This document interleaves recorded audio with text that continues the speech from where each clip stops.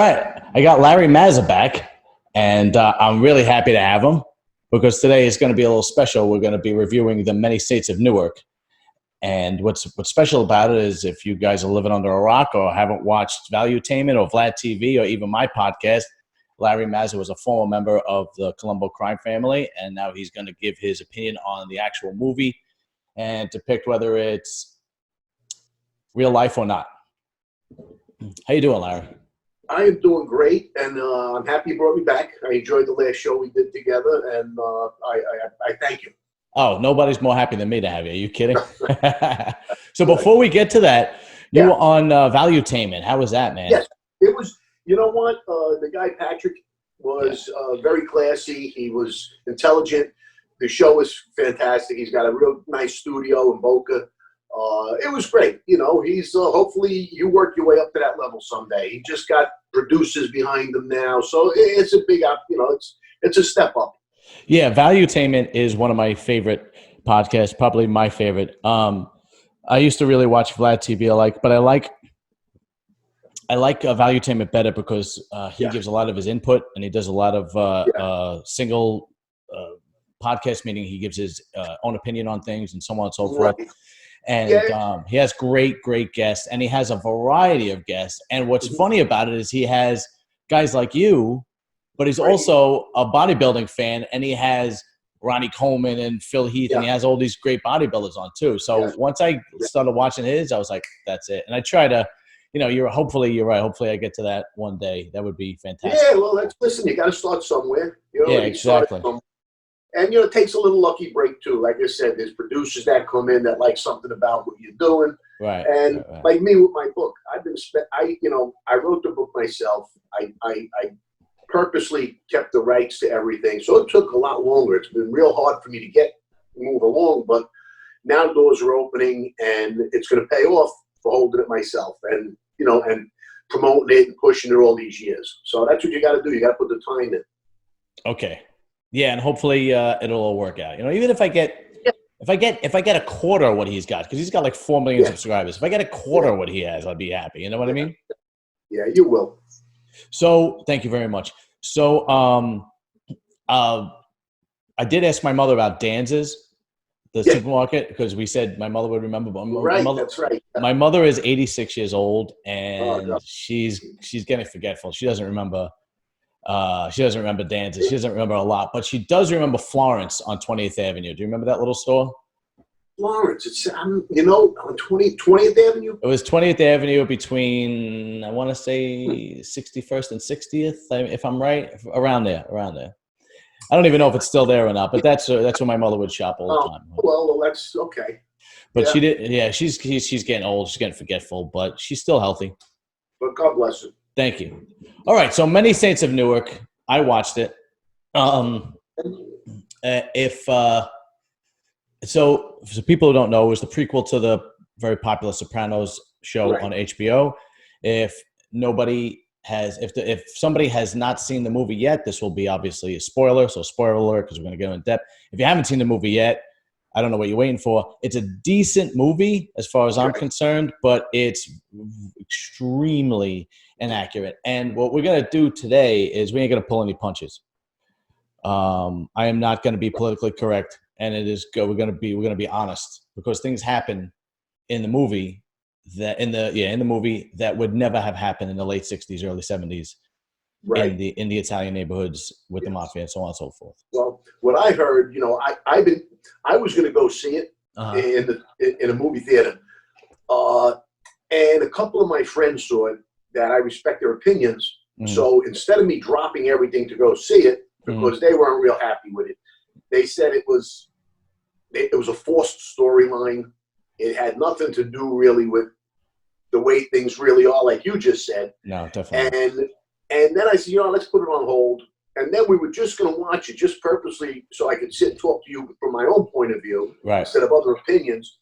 And of course, we couldn't get it on TV. We were going to pay for it. Whatever. We have Netflix, we got whatever. But I guess there's you need that HBO something, and we only have that on a computer. I'm not going to sit and watch it on a computer. Oh no, I can't do that. Yeah, so we just next time around I might have more input. But from what I heard, so I'd like to hear what you just said because I heard something similar. They forced this race thing, like what's going on in the world today. They had to bring race into it, and I got to tell you something. Oh, my producers about my movie, but go ahead. All right, good. I definitely want to hear that. All right, well, let's look on the good parts before I destroy this movie. There were some good aspects of the movie. The casting I thought was great.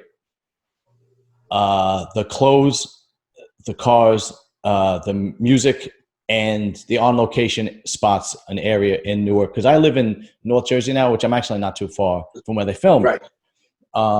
That's all accurate. I thought that was all. Well, that's because they had big bucks behind them. Oh, okay.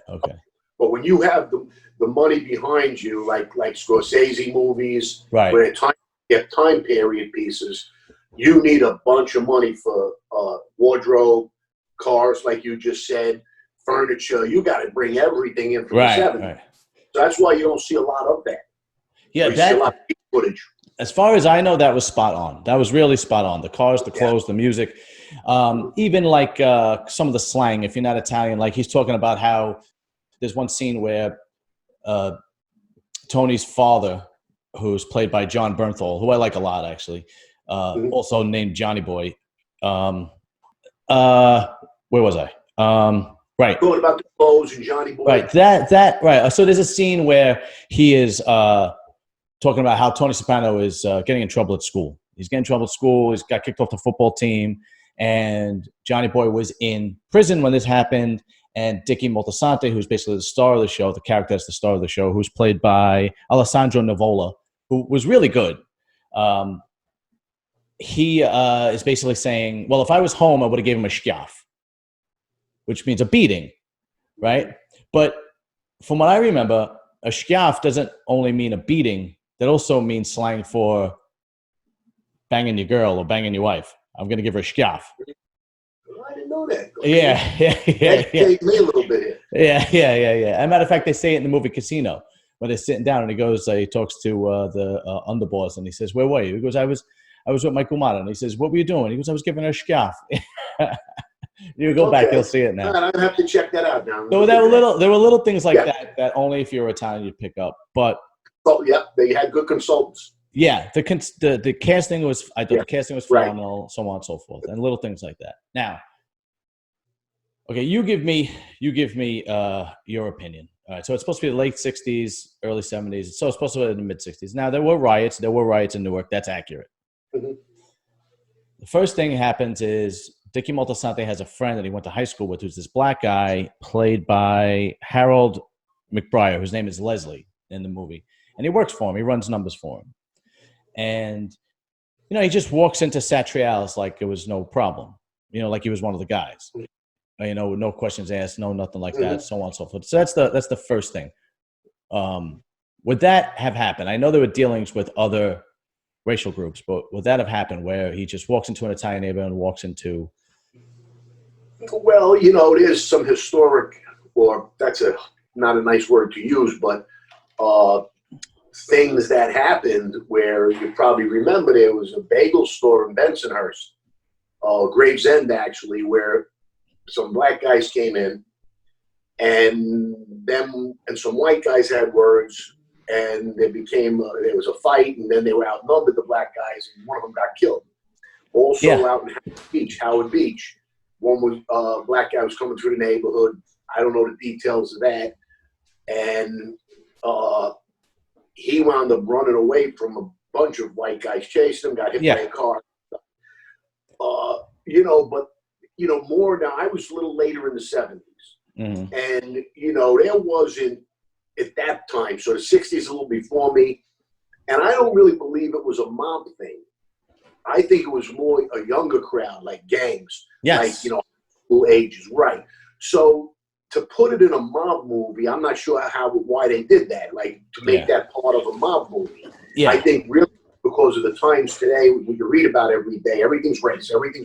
So they had to force it in. Yeah. Or I don't get that. You know? Yeah, because they didn't do that in The Sopranos. Yeah. What they seem to have done is they seem to have made the movie in today's lens. And that's what I mean. You can't really do it in today's lens. So I'll continue. The first thing is, okay, so there's a scene where Ray Liotta, his wife had died, and this is Dickie Moltisante's father. So Ray Liotta plays his father, and he plays the boss of the Newark family, right? And he goes to Italy, and he brings back a new girlfriend. Anyway, so again, this is like the mid-late 60s, and Dickie Moltisanti hears them having words. Now, Dickie Moltisanti is also grown. He's in his 30s. He's married himself, so on and so forth. And he hears his Ray Liotta get into an argument. He hears Ray Liotta give her a slap, and she falls down the stairs. Ray Liotta approaches the wife, which is his father's new wife, and he gets upset that his father hit her. And then he confronts her father, and it gets physical. Now, I know from my father, my grandfather, if they got to an argument, would put his hands on my grandmother. But that was a very long time ago. Mm-hmm. Do you think that would actually be an issue in the late 60s with that kind of crowd? You know, I don't. Again, I can only go by what I know from my time. Right. Otherwise, just like you look on the outside looking in, I didn't know really any guys. It was. I mean, to say it was frowned upon is a weak statement. Right. Where a guy hits a girl. Yeah. It was very. You lost a lot of respect. Mm-hmm. So it might have happened behind closed doors, but I never saw that. And the guys that were in my close circle would never tolerate it. You know, we've gone and given meetings to guys that we heard were doing that. Okay. You know, even girlfriends maybe won't overstep the marital boundary or whatever. But I mean, I remember going to work on guys that, you know, Greg told us this guy is disrespecting his girlfriend in front of him. Right. You know, right on our avenue. You know, something's probably more to it than just that. Yeah, right. So, you know, even that, I don't know. And it's really a personal thing. I mean, if somebody's doing that, you know, and really the girl, quite honestly, is supposed to call somebody for help. You know, if you're going to be abused and keep getting beat up, you call somebody like us, or you call the police. I mean, you got to help yourself to a woman. You're not a wise guy. You know, so I don't know. Like, I'm going to have to see that and see why that was. They felt that was, you know, and to me, you know, this is where I get a little too political and a little bit upset with things. It's almost like they're trying to slander the Italians a little bit. Okay? They're doing enough taking down the statue of Columbus, Christopher Columbus, and we can't do different things that we used to do. So, you know, it's I don't know. You got to make a movie like that. Yeah. And in the movie, it becomes physical, and it gets so bad that Dickie Moltisanti actually murders his father. But it's supposed to be an accident. He's in such rage, he actually kills his father. Go ahead. It just seems a little far-fetched that if the boss of a mafia family smacks his wife around, he would get any shit from his son. Well, I know, you know, I've got to be honest. If you got to put yourself in those shoes, it doesn't matter who you are to the crime family.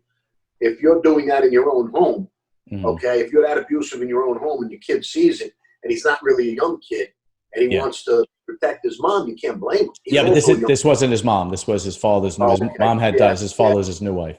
All right, yeah. But it's not really a good trait. If you think about it, this is a boss, and that's how he acts. He's going to be very quick. Think about that. Okay, you know, that makes sense. It's too easy to kill. I've always said that. The life, it became too easy to kill, and that's part of the downfall. You know, just guys that weren't real killers that elevated for money because now they became bosses or captains and underbosses, so they could start ordering hits. It got too easy to do it, and that was our downfall. Okay, that makes sense. That makes total sense. Now, facial hair. At the beginning of the movie, Johnny Boy Soprano has a mustache. Mm-hmm. I was always under the assumption that people that were in the life were not allowed to have facial hair. That was a rule. Is that accurate? It is. It's one of those rules that's not heavily enforced. You're not going to get killed for having a mustache. Right. But I remember if I came in unshaven, I would be told, next time you come in this club, shave your face. Okay. It was sort of a thing. You're supposed to be an example, a role model to others, believe it or not, in a way. Other men are supposed to look up to you. So if you come, and again, it's a different time even then to now. My son has a beard. Right, you know, we all have beards, Yeah, younger guys. But we couldn't wear shorts. I don't know if you remember the book. I got sent home for wearing shorts. Yes. And the next day I went to the beach in long pants because I would go straight to the club afterwards. Greg Jr. got sent home one day because he came in an outfit you wear by the pool, matching shorts, and he can't wear that in the club. Go home. You know, even if it was 100 degrees out.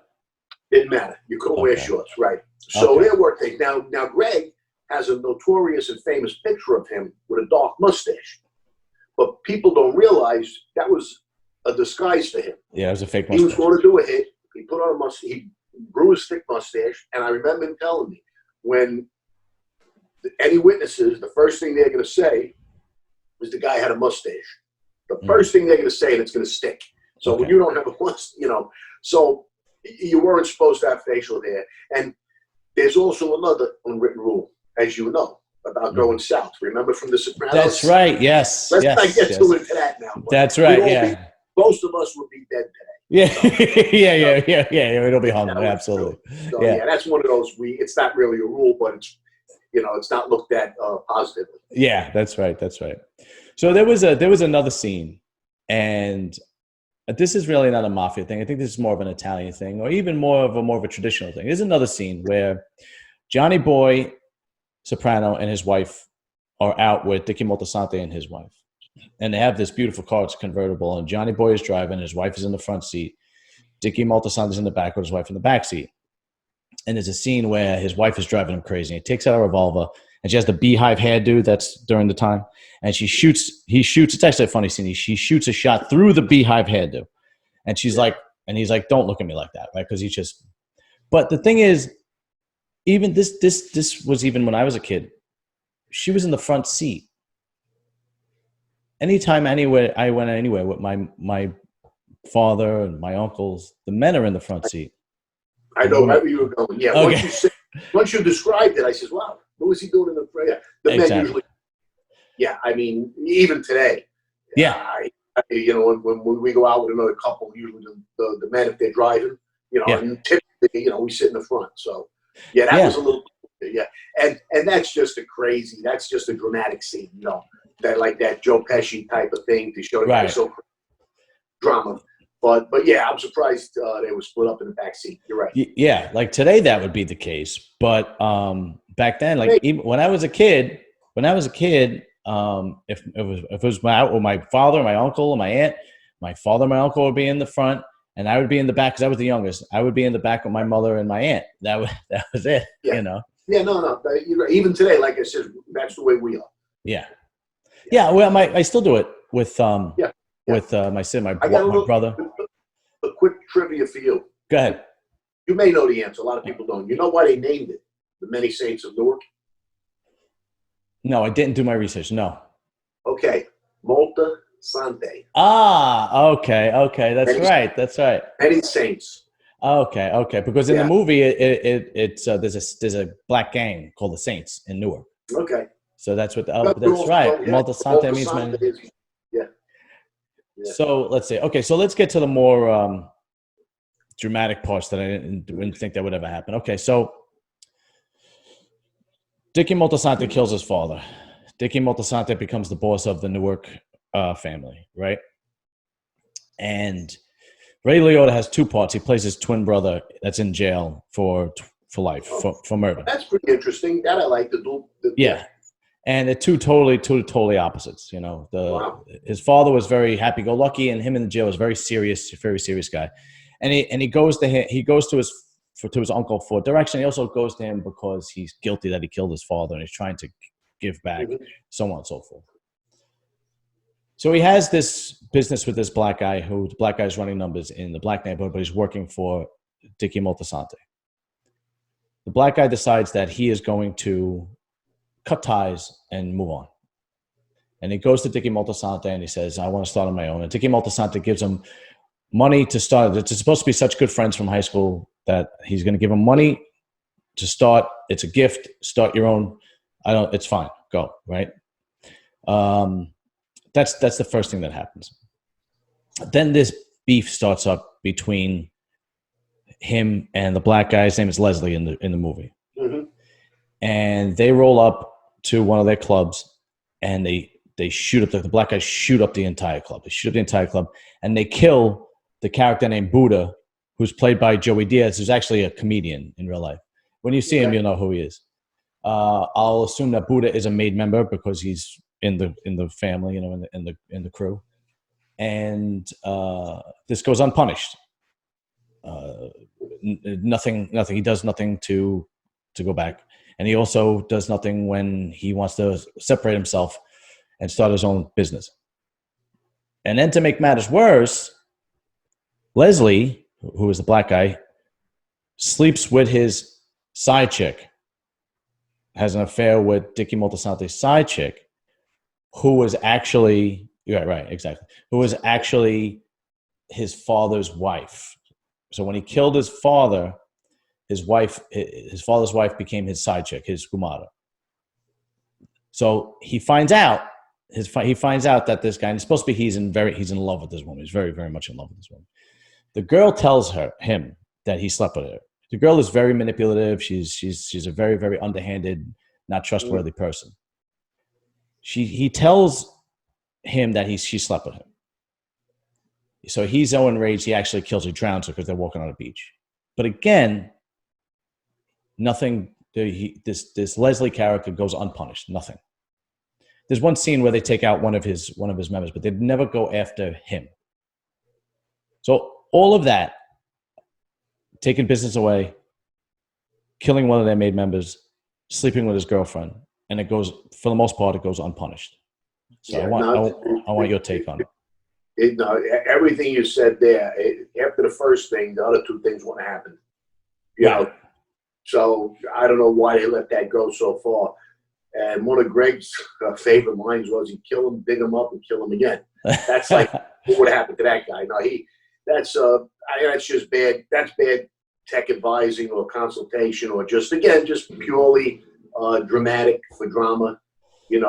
But it's unrealistic. I've seen guys die for less than that. So, yeah, and especially during the 1960s. I mean, there were some black guys that were famous. There was one guy called the Black Caesar who separated himself from, I think it was heroin trafficking, and he was from Harlem. He was very famous. Then, of course, Dennis Frank Lucas. But for the most part, during that time, if anything, they worked for the Italians. I mean, Harlem had Pleasant Avenue that was all Italian at the time, and so on and so forth. And Newark, the same thing. Now, the other thing that concerned me was not only did they not have vengeance against this guy, but also his crew, I would have thought, would have looked at him as weak because all of these things are happening. And there's not one mention of he's a weak leader, he's not doing what he's supposed to do, so on and so forth, blah, blah, blah, blah. Nothing like that, There's still a loyal, there's no mutiny at all. Would the boss be looked at as weak if those things were to come to fruition? Absolutely. That's what I said. Any strong boss would have never tolerated that. Anybody in the life wouldn't tolerate it that was somewhat, moving up or looked at as a key player in the family could never accept those things. Right. Yeah. I don't know why they chose to go that way either. Again, are they just trying to make the Italians, the structure, everything about the life look, worse than it is? It was bad enough. Yeah, right. And stuff like that. So they're making us look more like, here's a nice Italian work, your Mama Luke's. Yeah, no, 100%. Yeah, I think it's a thing today. I want to do that, I guess, instead of where they glorified it like The Godfather. Right. Which was too far. But then they had a few realistic ones in the middle, like, Casino, Goodfellas. They were more realistic. So the final thing that I wanted to bring up was that Junior, who's played by, I forgot his name, Junior's played by Corey Stoll. I think he's like the only non-Italian in the movie. And that's Uncle Junior? Yeah, he's played by young Uncle Junior. I forgot about him, yeah. Yeah, Junior falls they're all out together, and he falls on steps and he hurts his back. And Dickie Moltisante's laughing at him. And in the movie, they make it seem as if Dickie Moltisante gets murdered at the end of the movie. They make it seem as if Junior had somebody kill him because he was embarrassed that Dickie Moltisante was laughing at him when he fell. So he basically kills the boss of Newark, right? Yeah, and again, this is like the early 70s, right? So if you are a boss of a major city, right, with the exception of New York, like I'm pretty sure this happened in Philadelphia, don't you need permission? You can't just kill the boss, especially back then. Am I accurate? Wouldn't you need permission? Right. It's not going to be, it's not a secret anymore. There's a commission. And it's never going to be voted by the commission to allow a boss to be killed, because then it could happen to one of them. So right. You can't kill a boss. That's the number one rule. You can't do it. Right. So again, in the movie, I don't know why they would do it. And you're saying they made it look that way? Yes. Yeah. So it's not sure they're making you think that's a possibility, because there are Jap attacks, like what they did with Paulie Castellano. That was never approved. That wasn't approved. As a matter of fact, they had targets on their back for the rest of their lives, John and the guys that were involved in that, Sammy and some others. And some of them were killed. The guy got blew up. One of them got blown up in a car. That's right. Another one was ambushed at his house and killed. And but John always had law around him and 5, 6, 7, 8 bodyguards. So it was harder to get to him, obviously, and Sammy the same thing. Mm-hmm. But the Chin, for one, was not letting that go, because he knows they could do it to him someday. Right. Junior Persico was behind that 100% too, taking those guys out, because they broke one of the major rules. So again, it's a movie, but I'm sure it's happened. Castellano wasn't the first to get jabbed. Right. There was a boss in Carmen Galante years ago. Yes. But yeah. But wasn't that okayed, from what I understand? No. Well, here's what happened. They didn't have anybody of their own do it. They called in Italian guys from Italy to come over and do it, and then both of those guys got killed. So it had the aura of a rebellion, where they did it without approval. But that one was probably somewhat approved. Again, I'm not a historian. It's a little before me. But he was getting big into drugs and really stepping on others' toes. And if you read about Galante, he was an egomaniac and a ruthless, greedy guy. So I think he was trying to take business from other families and stuff like that. So he might have been, but the way they did it, like I said, they still went with tradition. They called them zips, you know that. Yeah. They had them come in over from Italy, and those two guys got killed shortly after. Okay. So if there is a weak boss, now this Dickie Moltisanti is supposed to play the boss of Newark, and he's showing a lot of signs of weakness. Like I said, his girlfriend losing business, one of his guys under him get killed on his watch, so on and so forth. What would be the quote unquote, for lack of a better term, right thing to do if you can't kill him? Who would you go to during that time in the late 60s, early 70s? What would be the actual process? I don't know that there is one, because again, all I know is what the rules are. Right. He's the boss until he dies or steps down. So if he has a true friend or family member that can be spoken to, that can convince him your time is up, why don't you move on? You get old. Your mind's in too many different areas now. You're not running. I don't know. You're not running the family properly. Guys are revolting. Why don't you step down and let your son take it or your cousin take it? I really don't know. But I know if he's the boss, he's the boss until he dies. Really is. You can't.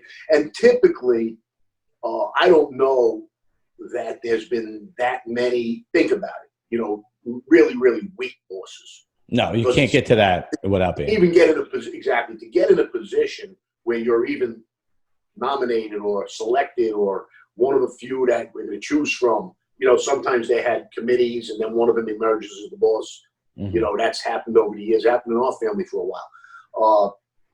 But, you know, so it's not typical. Now, you know, if you look at our family, the Colombo family, I think Vic wasn't, I'm not going to say he was a weak man, but I don't think he was ready to take that spot. And I remember Greg telling me a stronger guy would have never allowed others to convince him to try to take over the family. All he had to do was answer to one guy, Junior Percival. I see. Okay, but his ego, other people talking to him, so that little weakness there, that's a weakness. He fell for it. He fell for John telling him this could be yours, and some other people in the family that had their own reasons. If he was a strong guy, he would have said, "You ever talk that way again? Right. I'll kill you." Yeah. You can't talk that way. Nope. You know. So out of all the people I know, you know, unfortunately, we had a weak one at the end for that reason. You know, you can't say, you know, John wasn't weak. He was just brazen. Who was John now? John Gotti. Okay, good. You know, he was brazen. He wanted to be out in the limelight. He did a lot of things that weren't good for the life. Actually helped destroy it. You know, Gas Pipe and Amuso, they were on a killing spree. They were weak. They were probably stupid what they were doing. You know, causing their own troubles. They were the bosses, but they always thought somebody was going to rat on them. My point is, we always destroy the thing ourselves. Okay, you know, okay. Yeah, so that's basically it. The other part is at the end, the guy is making money, the black guy, Leslie, and he moves into what looks like the Italian neighborhood in the early 70s. You know, and it ends where he's tipping the movers and everybody's looking at him.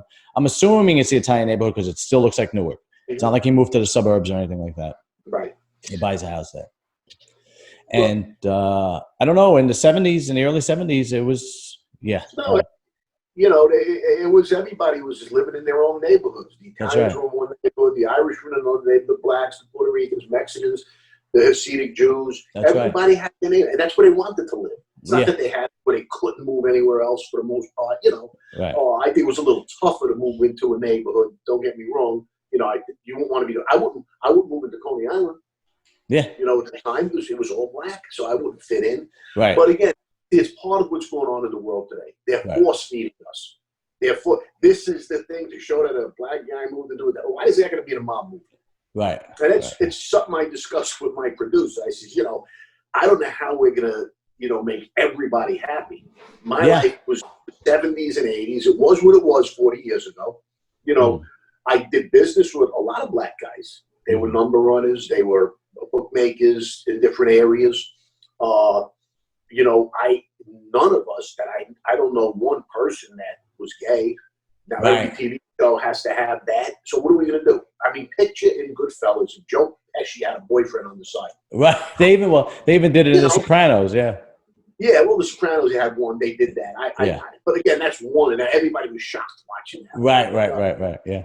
But now it's like you can't watch a show without interracial everything. You can't watch a show without, you know, the only thing I haven't seen yet is bestiality. We may see, the guy likes, listen, I'm in love with my dog. I want to marry my dog. Oh, yeah, so he has a priest marry him. I mean, come on.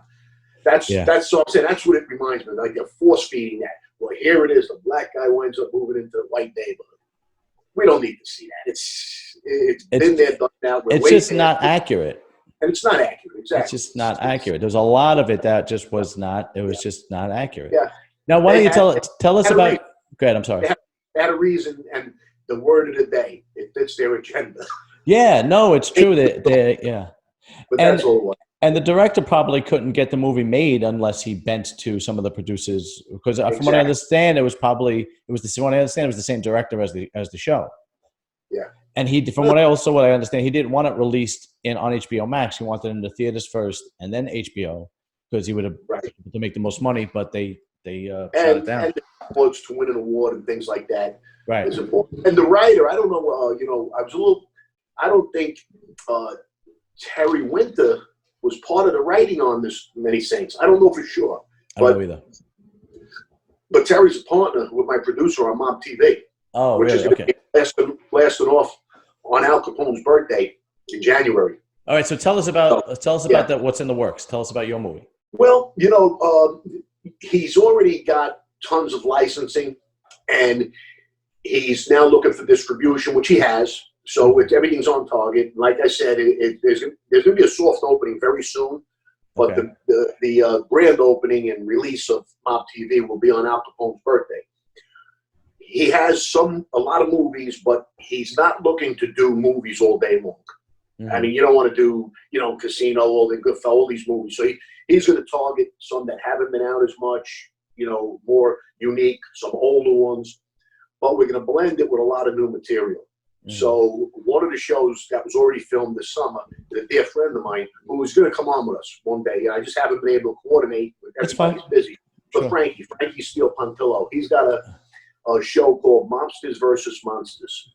Okay. It's not a comedy, although this group of guys, you're just going to love them and chuckle a lot. They're 4 ex-mob guys. Oh, but they go after paranormal things like Bigfoot, oh my God, Area 50 something, whatever it is. Yeah.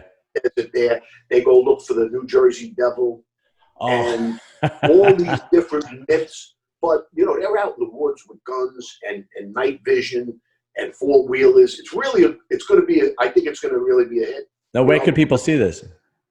It will be on MobTV.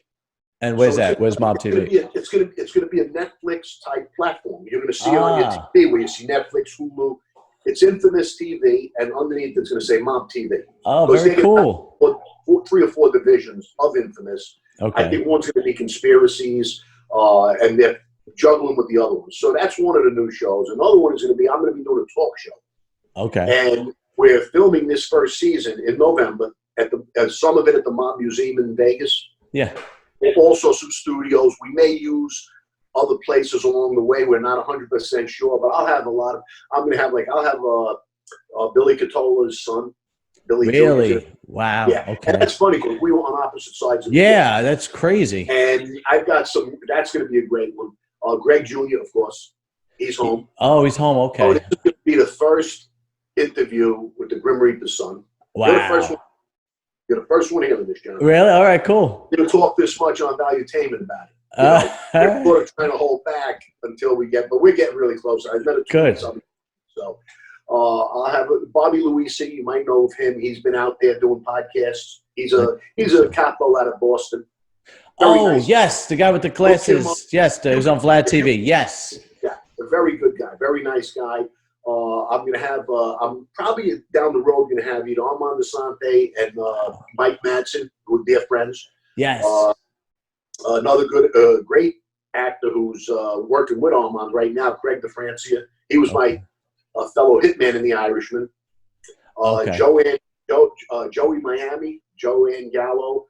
She's a mob girl out of the 80s in Miami that was around Trafficante. Wow. Yes. Giancana, I couldn't think of his name, out of Chicago. Okay. He was a bad man bringing things to Noriega back and forth. Really? Now that's pretty, yeah. I was going to have Myron Sugarman on, The Last Jewish Gangster. Okay. Another great show for you. I saw that. He was around my, okay, he's a super guy, but he's getting a little leery on all the travel. He's up there in his age. He's about 85. So next time we film in Florida, which we're planning, he'll probably come to that one. I have an ex-FBI agent that was on my case.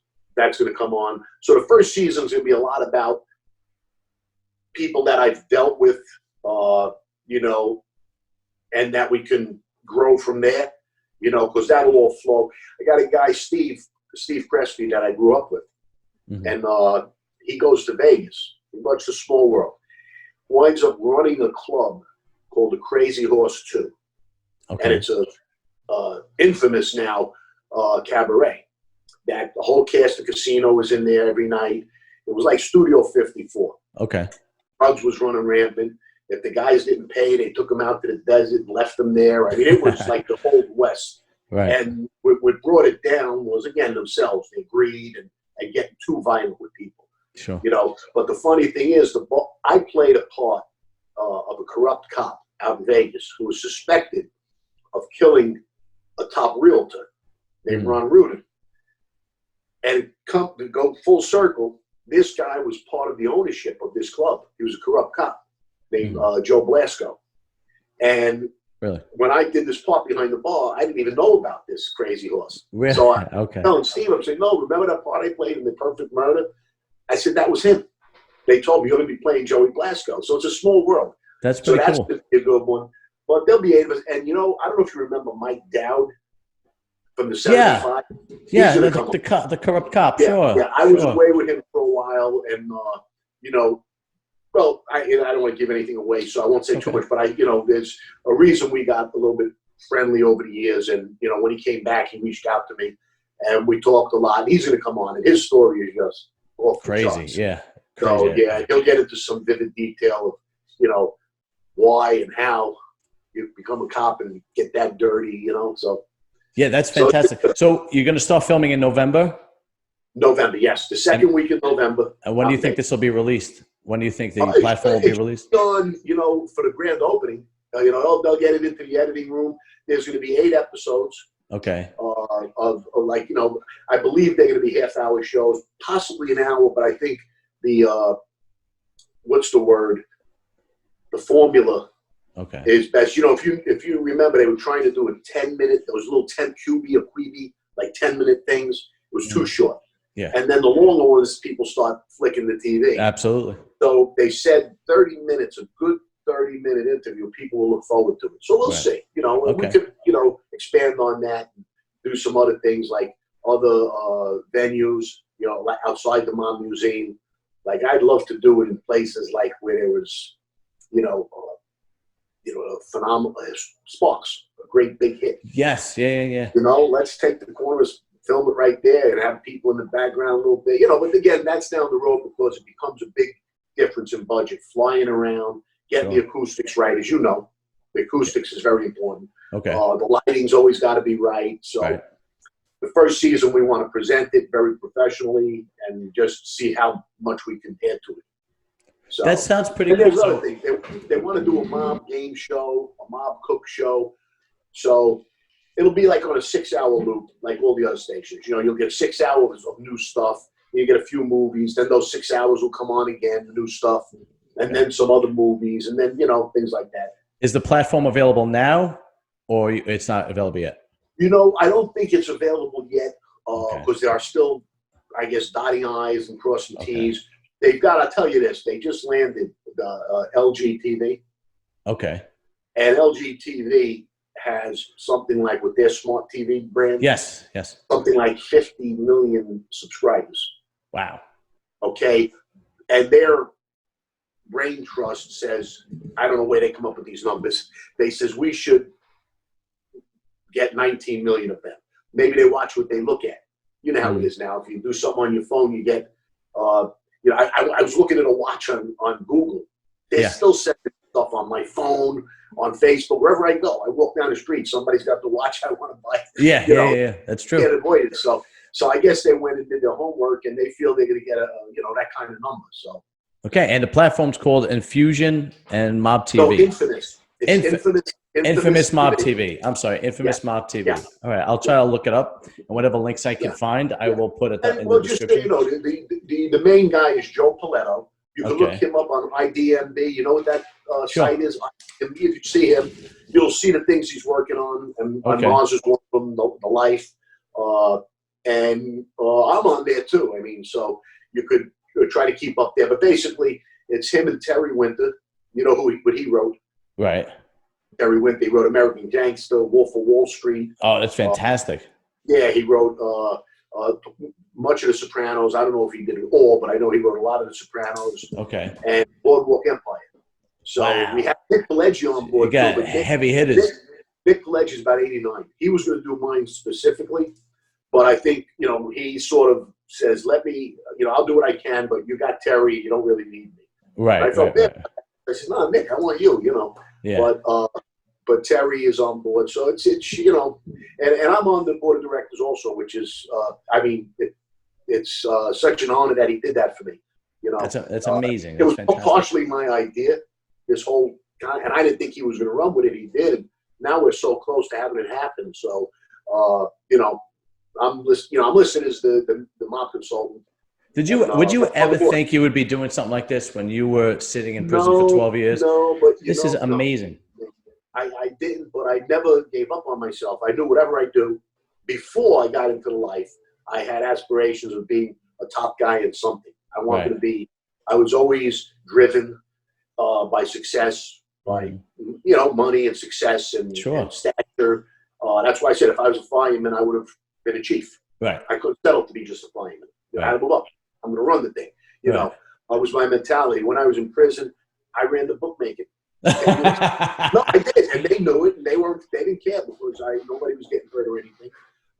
I came out. I started with a gym, working out in places. Before you know it, I have a beautiful fitness center. That's great, man. So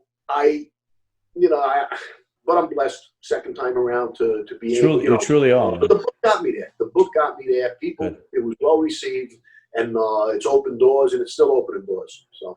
That's great, Larry. Listen, thank you very much for coming on, and it's always an honor. Yeah. Definitely. I'm gonna come again especially after I see the movie, because I want to compare notes. Okay, definitely. That'd be great. Got me. I'm gonna be looking for some of those things. Yeah. And maybe right after the show goes off, because I don't think you want me on before. So after the show in November, maybe sometime around Christmas, we can talk about that. And who knows, maybe you'll be on my show. Oh, what the hell are you going to ask me? Well, I'm going to ask you about your podcast. How did you get into it? What made you, why'd you gravitate toward podcasts? I'd love to, man. It would be an honor. Yeah. So, I will try to trick you. I'll have 5 or 6 questions that are going to be a little out of the way. So I'll let you know what they are, because, I don't want to, like when I ask you, so it was a little different, and you were sitting in the hole for 6 months. No human contact, just you in there, and you're doing your push-ups and you're doing your abs. And one of the guards came and said, okay, you've been a good model inmate, so on Friday night you have a choice. We're going to bring you a Peter Luger steak, or we're going to bring you any girl you want for one night. What do you take? I'd probably go with the girl. But it's different. I'm going to tell you what I know. I used to ask guys when I was away. Yeah. And up to about my age now, 60. Yeah. Everybody said girl. Yeah. The guys that were getting deeper into their 60s, they'd have to think. And then if they were in their 70s, I want that steak. So that's funny. I knew your answer. Yeah, that's hot. I'm not just gonna focus on people's hits and all the bad stuff. No, like Greg Jr. Greg Jr.'s got a lot to say. Good. He's got a lot to say, and it's all good. It's not, he's not gonna slander the government or people. He's got a lot to say, and it's gonna be a good show. All right, sounds good, Larry. Thank you very much, man. This was great. It's always an honor and a privilege. Let me know when it's on. So let me know when it's on. I absolutely will. Okay. All right. Thank you. Have a good night, Larry.